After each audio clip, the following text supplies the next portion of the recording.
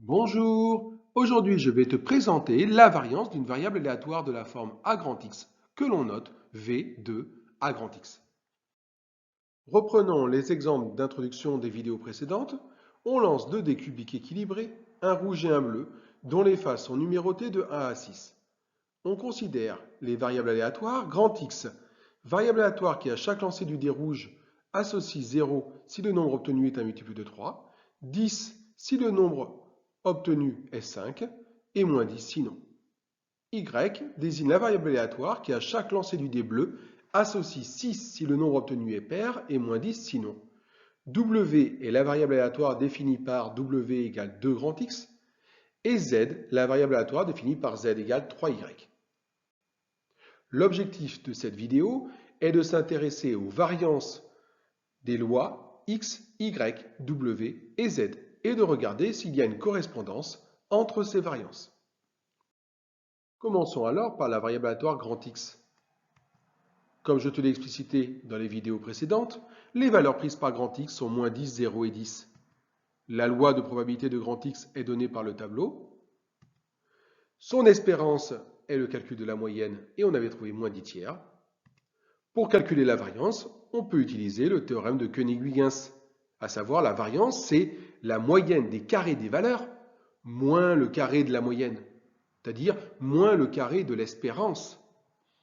Alors, la moyenne des carrés, c'est-à-dire qu'on doit faire moins 10 au carré fois un demi, plus 0 au carré fois un tiers, plus 10 au carré fois un sixième. Et il faut enlever le carré de l'espérance, c'est-à-dire moins 10 tiers. On trouve, comme variance, le résultat 509e. Voilà, je te rappelle la loi de grand X, la variance qu'on vient de calculer, et maintenant on s'intéresse au calcul de la variance de W. Pour ça, déterminons la loi de W. W, c'est 2 grand X. Sa loi, je te rappelle, est donnée par le tableau suivant. Et son espérance, eh bien c'est l'espérance de 2 grand X, puisque W c'est 2 grand X. Et comme l'espérance est linéaire, l'espérance de 2 grand X, c'est 2 fois l'espérance de grand X. Et comme l'espérance de grand X vaut moins 10 tiers, alors l'espérance de W, c'est le double, et c'est donc moins 20 tiers. La variance maintenant, d'après le théorème de Koenig-Huygens que je t'ai enseigné tout à l'heure, ou rappelé en tous les cas, moins 20 au carré fois un demi, plus 0 au carré fois un tiers, plus 20 au carré fois un sixième, ça c'est la moyenne des carrés, moins le carré de l'espérance, donc moins 20 tiers au carré. Et on trouve 2009e. Vois-tu un lien entre la variance de grand X et la variance de W, sachant que W, c'est le double de grand X? Déjà, on observe quand même que la variance de W n'est pas le double de la variance de grand X. Ce n'est pas le double. Donc la variance de W, si ce n'est pas le double de la variance de grand X, on n'a pas que la variance est linéaire, contrairement à l'espérance. Premier point. Par contre, tu observes quand même que la variance de W, c'est le quadruple de la variance de grand X, c'est-à-dire V de W égale 4 V de grand X, ou bien 4, on peut le remplacer par 2 au carré. V de W, la variance de W, c'est la variance de 2x, c'est 2 au carré V de x.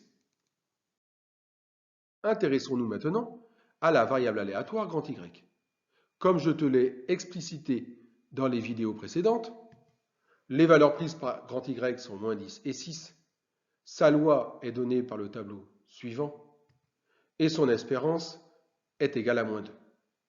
Le calcul de sa variance, d'après le théorème de Koenig-Huygens, s'obtient en faisant moins 10 au carré fois 1 demi, plus 6 au carré fois 1 demi, moins le carré de l'espérance, c'est-à-dire moins le carré de moins 2. Et on trouve 64. Cherchons maintenant la variance de la loi Z. Z est définie par Z égale 3Y. La loi de Z est donnée par le tableau suivant, et son espérance a déjà été calculée, et on avait trouvé moins 6 dans une vidéo précédente. La variance de Z s'obtient à l'aide du théorème de Koenig-Huygens en faisant la moyenne des carrés moins le carré de la moyenne, moins 30 au carré fois 1 demi, plus 18 au carré fois 1 demi, moins le carré de l'espérance, c'est-à-dire moins le carré de moins 6. Et on trouve 576. Vois-tu un lien entre la variance de Z et la variance de Y? Z est égal à 3Y. La variance de Z n'est pas le triple de la variance de Y. Ce n'est pas le triple, non, mais c'est 9 fois plus grand. La variance de z, c'est 3 au carré fois v de y. Observe bien l'écriture.